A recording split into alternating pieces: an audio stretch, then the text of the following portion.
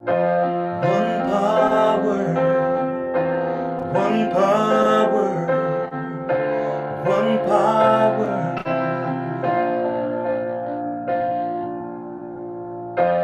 There's one power invisible,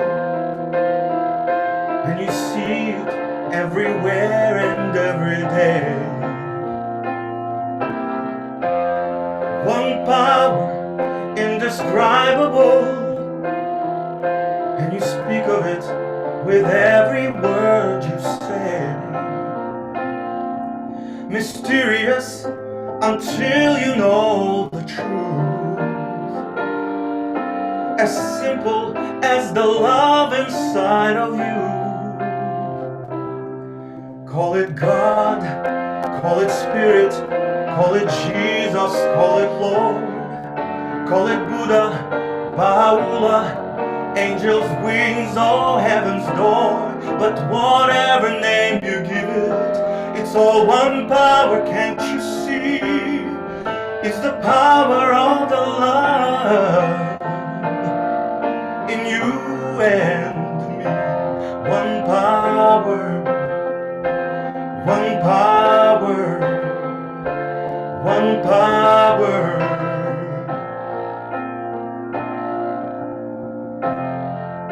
We speak so many languages, have different clothing, different colors, different names.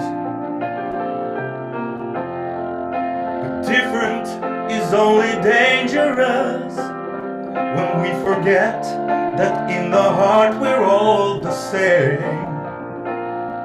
We'll remember once we close our eyes to see that such distances were never meant to be. Call it God, call it Spirit, call it Jesus, call it Lord, call it Buddha, Baha'u'llah, Hashem, or heaven's door. It's Muhammad, it's your mind, it's your soul, it's your sign. It's the universe, it's music, Mother Earth, or Father's time. But whatever name you give it, it's all one power, can't you see? Whatever name you give it, it's the very air we breathe. It's the power of the love in you and me. One power, one power, one power, one power, one power, one power. It's the moment of creation, it's an everlasting peace, it's the freedom of forgiveness, it's the sweetness of release, it's the joy of inspiration, it's the sunshine on your face, it's the birthright of all nations, it's the boundlessness of space, it's the beauty of a baby, the serenity of sleep, it's the anger we abandon, for it's love that's most deep. It's one power, whoa, it's a one power, whoa, it's a one power, whoa, one power.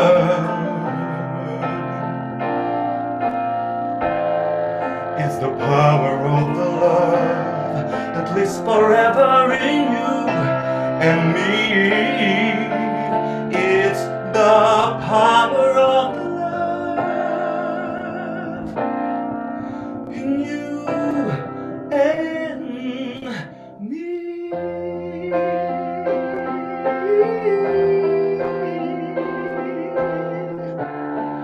The love in you and me.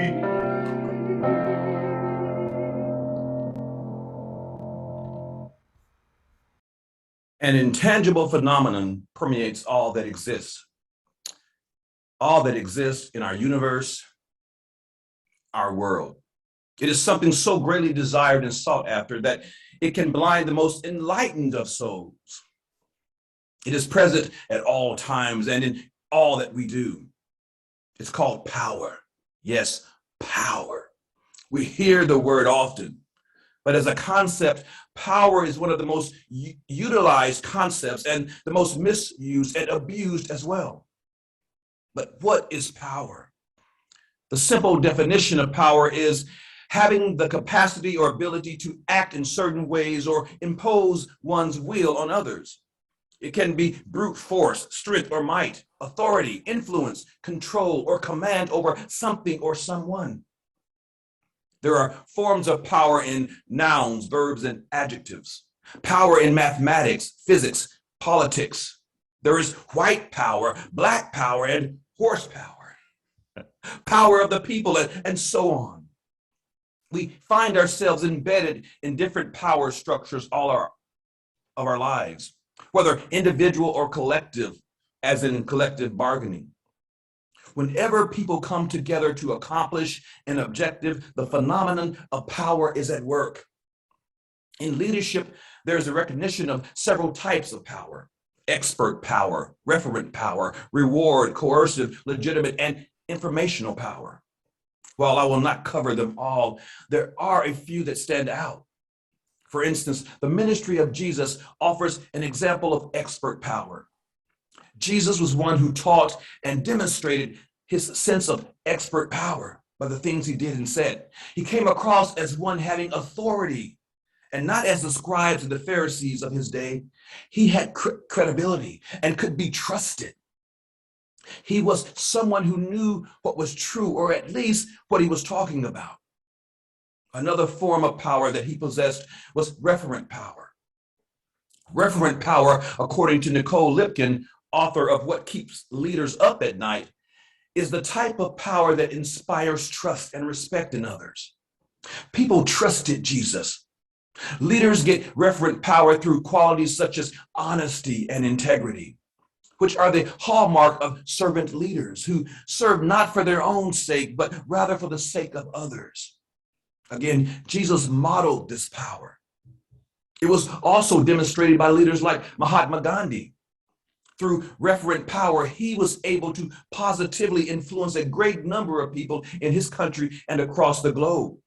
Even though he had no political authority, like Jesus, Gandhi's humility and being able to identify with the poor and the disenfranchised endeared him to many. Humility is one of the primary keys to the type of transformative power the world needs. Pope Francis said, quote, "Power intoxicates without humility and love," end quote. Truly, we know a few people who appear to be drunk on power or who let power go to their heads. In our nation and across the world, daily we see powerful people doing things that are not in the best interest of the people they serve or have influence over. Most are familiar with the more commonly used and abusive coercive power. This is the type of power that people wield to oppress others. It is the type of power that often involves using threats and manipulation to force people to do one's will. Those in power, such as lawmakers, becoming lawbreakers, sometimes resorting to violence to achieve their goals. Coercive power is what most people understand. Powered by fear, much of the world's population reside under suppressive and oppressive rule of coercive leaders. It is also said that the abuse of power can be contagious. Certainly, the misuse or abuse of power is dehumanizing both for the villain and the victim. How is it that the majority of the German people supported Hitler in the destruction of millions of human lives? Abuse of power by those in leadership or who have authority gives people the perception that abuse is acceptable. If the president can do or say it, then why can't I? Evidence shows that abuses of power are more often committed by people who have themselves been abused.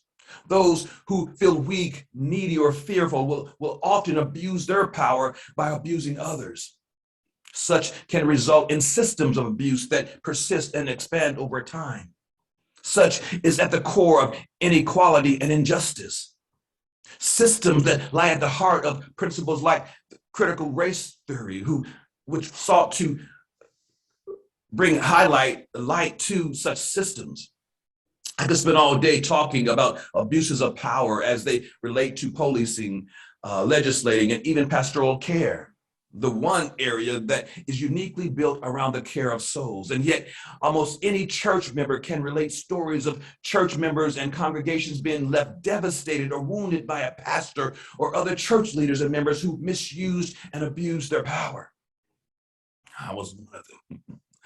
And while I could go on and on about what power is and how it is manifested in our world, I realize and hope that you do too, that to attempt such would require more than a 20-minute sermon reflection. So I won't make it too long, much longer than 20 minutes, I hope. So it will not be my task today. Today, I merely want to discuss the human factor on an individual and everyday type of people. The people power, as we all individually possess degrees of power and influence. While it is true that there are times when we may feel powerless because someone with greater power has subdued our own, we still possess power. The human species as a whole has a great deal of power. We possess the power to kill at will. But there's also talk about bringing long extinct animals back to life. We can clone ourselves. We can change genomes and manipulate cells and nuclei in the selection of the gender of our children, the color of their eyes, and other features. Knowledge is power. Will we use this power wisely, ethically, and responsibly? We all have power individually. We are the most intellectually powerful living creatures on the planet. At least that's what we think. And we don't just possess power, power possesses us. The truth is, we all want it. But why do we want power? What is its significance to our lives? No doubt we want power because power makes us more visible. Power provides us with access. Not only can it give us control over others, but power can enable us to affect change when needed.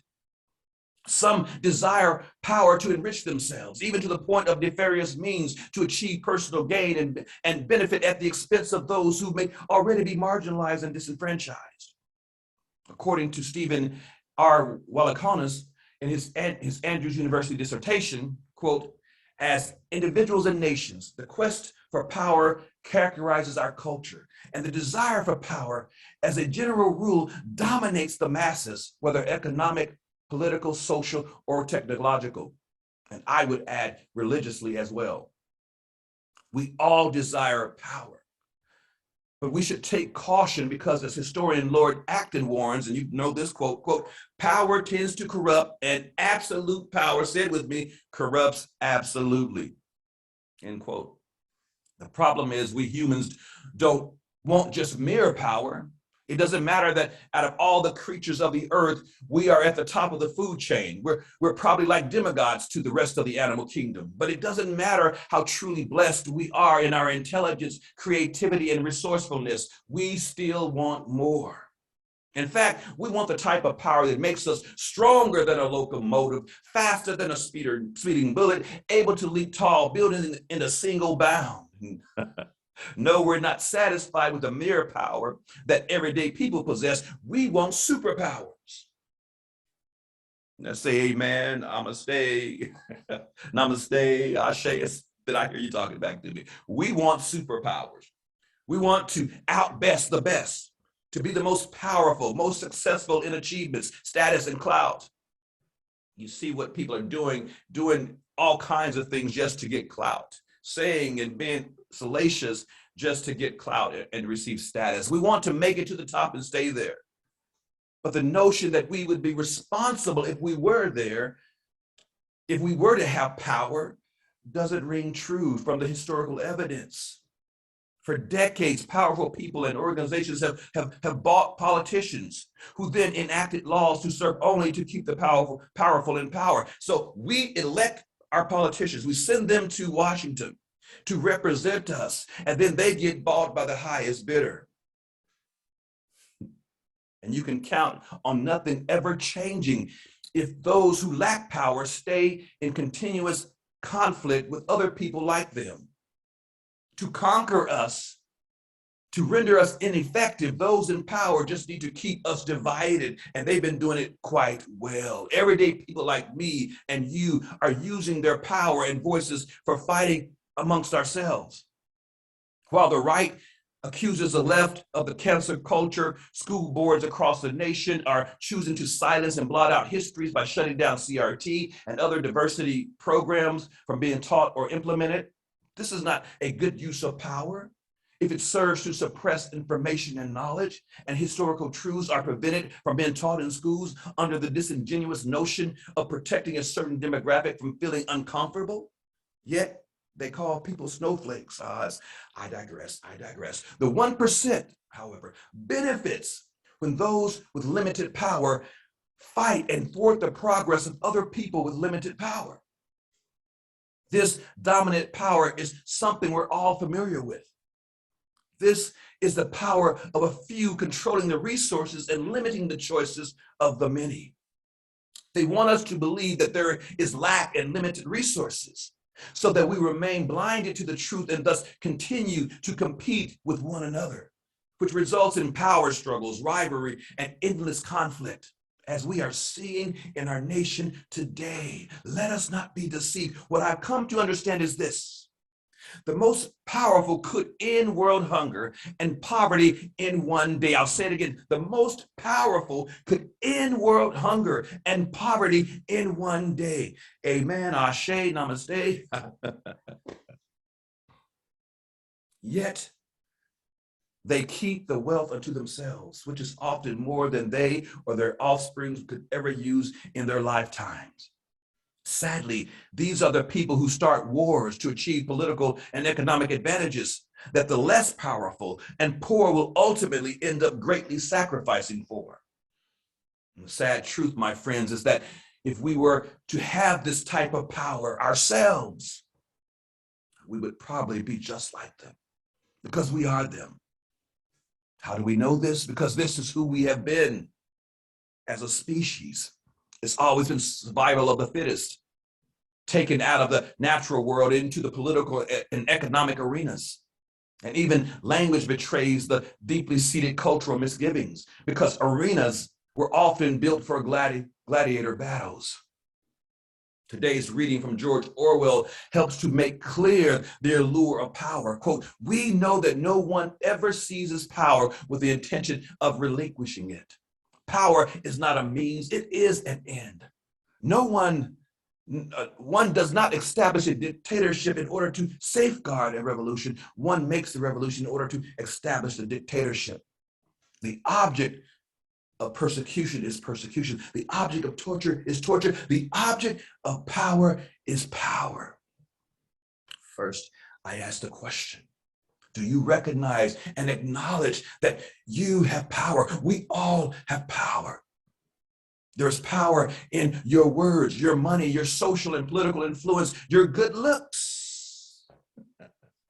I'm sure you knew, or at least suspected, that there have been studies confirming this, that beautiful people have a bit more power than the average looking individuals. We each have real and different kinds of power within and without. We have the ability to dare, to do, and to dream. And I know that many people don't feel or believe that they have power. They have been convinced somehow that they are powerless. Sometimes it's just our lack of knowledge or ignorance about things that keep us feeling powerless. In a seminary missions class, Christian missionary Herbert Jackson told about how early in his missionary vocation, he was assigned a car that would not start without a push. After pondering his problem, he devised a plan. He went to the school near his home, got permission to take some children out of class, and had them push his car off. As he made his rounds, he would either park on a hill or leave the engine running. He used this ingenious procedure for 2 years. Ill health forced the Jackson family to leave, and a new missionary came to the station. When Jackson proudly began to explain his arrangement for getting the car started, the new man began looking under the hood. Before the explanation was completed, the new missionary interrupted. What, quote, "Why, Dr. Jackson, I believe the only trouble is this loose cable." He gave the cable a twist, stepped in the car, pushed the switch, and to Jackson's astonishment, the engine roared to life. For 2 years, needless trouble had become routine. The power was there all the time, which is a type of informational power. Only a loose connection kept Jackson from putting that power to work. Knowledge is power. 2 years, my friends. I was out to dinner with a friend last night, and she talked about world troubles and conflict. She admitted that she felt hopeless and at times felt like giving up. She said, "I feel like there's nothing I can do here but vote." She went on to acknowledge that she recognized she was speaking out of a place of privilege. Now, I didn't say much, and I could tell that she was uncomfortable because she felt maybe that she shouldn't be complaining.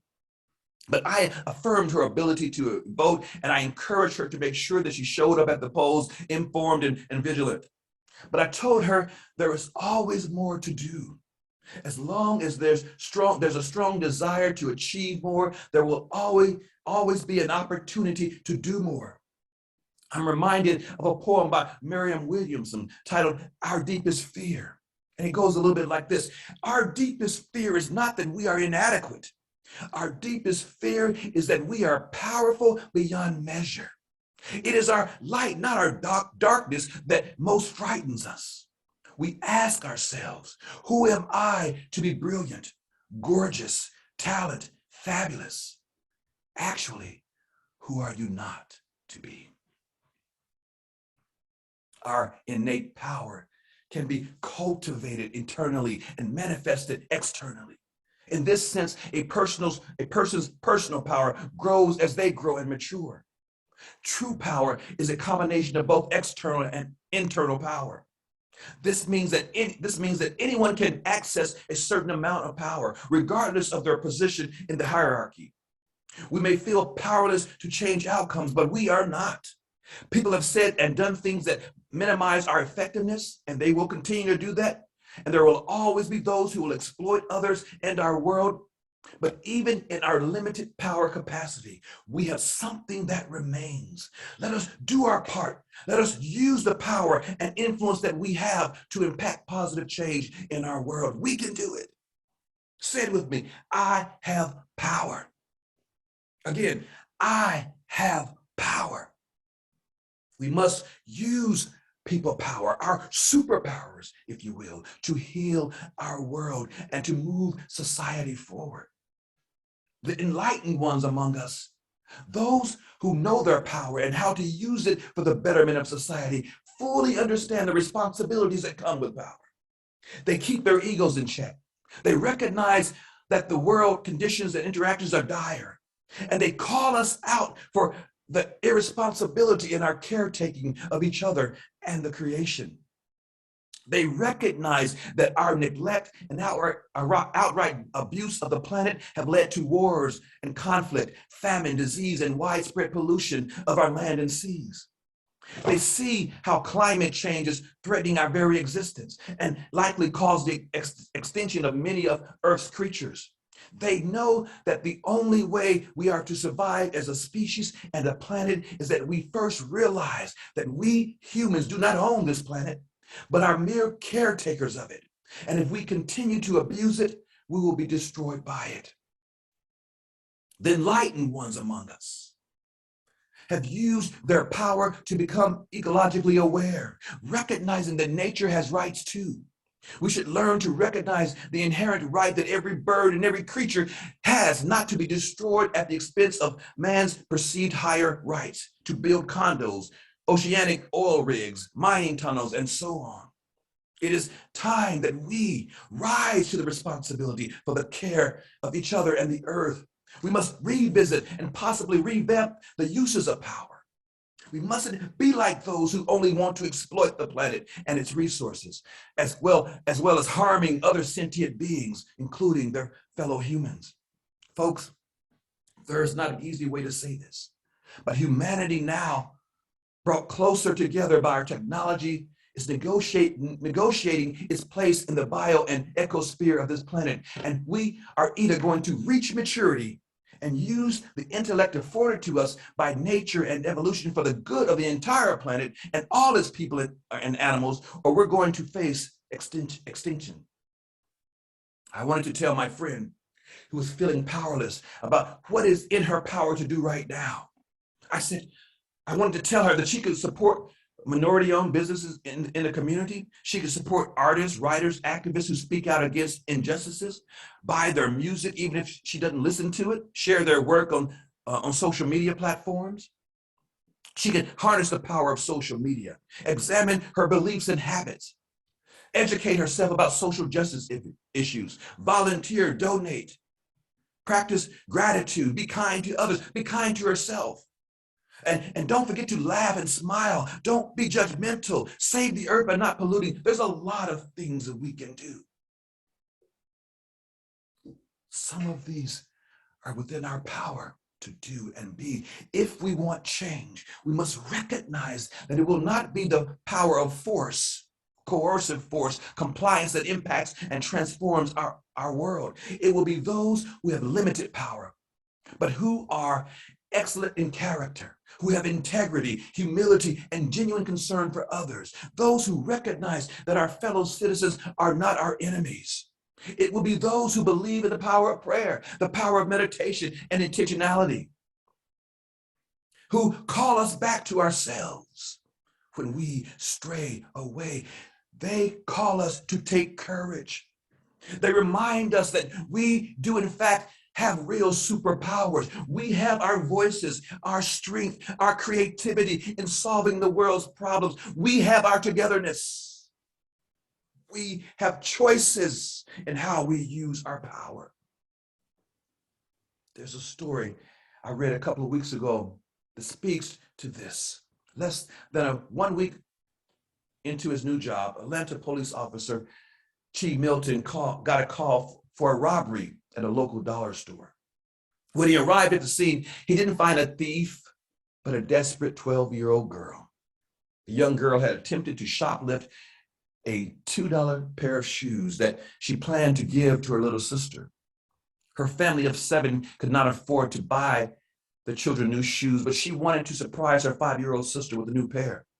As the girl explained this to the officer, she started to cry. She was the oldest of 5 siblings and bore the weight of taking care of the rest of them. Milton did not punish the girl, but instead offered to drive her home. The house was located in a low-income, crime-ridden neighborhood, but the inside was not much better than the outside. Bed sheets were strewn on the floor because the family didn't have enough beds for all the children. A couch was the only piece of furniture, and the kitchen contained no food. The girl's mother told the officer that her husband traveled for work and did not make much money, and the family could not afford daycare, so she had to stay home with the children and couldn't get a job. The officer later said, "I saw the conditions. There was no food in the house. The kids were there. After seeing the house in such a disarray, I wanted to help." And help he did. He ordered 4 large pizzas for the family to share, and then he called the Georgia Division of Family and Children's Services to connect the family with a social worker. The officer didn't stop there. He continued to return day after day, bringing clothing and baby items. The Atlantic Police Department shared Milton's story, or the officer's story, with a post on Facebook. Despite the fact that the message did not ask for donation, many people flocked to the comments asking how they could help. This outreach led the department to publishing another post, this time sharing specifics for how people could donate. The post included the children's and the mother's clothing sizes, called for diapers, wipes, blankets, and furniture donations, and offered to take the donations to the police stations. That way, the officer handled this incident showed that, the way that the officer handled this incident showed that not only was he there to enforce the law, but also to go the extra mile and be himself a part of and be himself a part of the community he was policing. Others in the community began to come together to help this family, no doubt using their own limited resources, but together becoming effective in helping to move this family forward. This is how we do it. We all have it in us. This is the true essence and the value of our humanity, not the survival of the fittest. It is community. Has always been community that has saved the planet. One voice together with another voice. Due to this man's compassion and kindness, the family received an influx of much needed items. The officer could have reprimanded the girl, taken her to juvenile court, and she would have been in the system. But instead, he took the extra time to learn her story. His empathy and patience helped the shoplifter more than any punishment ever could. It reminds us that we too can use our power to impact the world positively. Every day, people like you and me are using their power to change the narrative, to change the direction of a person's life. There will always be something more we can do. We can, in very small ways, impact the world. Let us come alive today and power up our lives. Stand in awe of the majesty of the universe. And be not gods unto ourselves, recognizing that we are but, as the Bible states, blades of grass, here today and gone tomorrow, for a split millisecond of time. But within our limited time, we can experience the power and the beauty of life. Let us pause for a moment and let us consider our connectedness. We can begin to breathe and live with humility and honor and love. We have them within us. Just one. It's a poem called Just One. Just one song can spark a moment. One flower can wake the dream. One tree can start a forest. One bird can herald spring. One smile begins a friendship. One star can guide a ship to sea. One word can frame the goal. One vote can change a nation. One candle wipes out darkness. One laugh can conquer gloom. One step must start each journey. One word can start each prayer. One touch can show you care. One voice can speak with wisdom. One heart can know what's true. One life can make a difference. You see, it's up to you. One power. As you go from day to day, you may encounter situations that depict the need for helping hands. Sometimes we may never take action because you think your small contribution or action will not make a difference. But remember Margaret Mead's wise words, quote, "Never doubt that a small group of thoughtful, committed citizens can change the world. Indeed, it's the only thing that ever has." May it be so this day. Amen. Namaste. Ashe.